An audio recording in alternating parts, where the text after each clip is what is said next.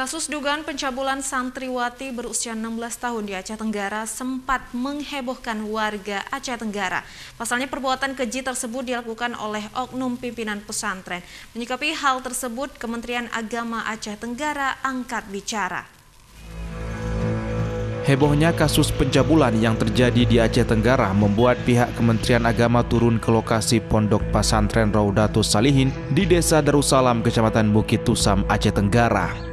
Pihak Kementerian Agama Aceh Tenggara memberikan arahan serta bimbingan kepada sejumlah pengurus yayasan dan tenaga pengajar di pondok pesantren agar dapat secepatnya mengganti pimpinan pesantren yang baru dikarenakan pimpinan yang lama masih tersandung hukum. Meski pimpinan pondok pesantren Raudatus Salihin masih tersandung hukum, namun proses belajar mengajar di pesantren ini masih berjalan seperti biasanya. Terkait dugaan pencabulan terhadap santriwati, pihak Kemenak masih melakukan pembinaan dan melihat proses hukum yang diputuskan.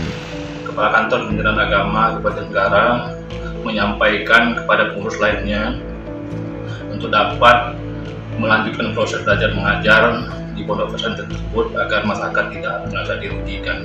Dalam hal ini juga saya menyampaikan kepada pengurus pondok pesantren lainnya dan para dewan guru, ustadz ustazah untuk dapat melaksanakan rapat untuk dalam penggantian pengurus pimpinan yang telah terjadi, pengurus pimpinan di pondok pesantren tersebut, karena yang bersangkutan adalah pelaku dalam proses hukum.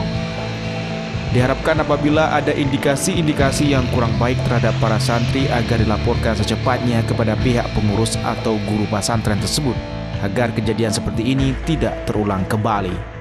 Dari Kabupaten Aceh Tenggara, Medi Arjuna Ainus melaporkan.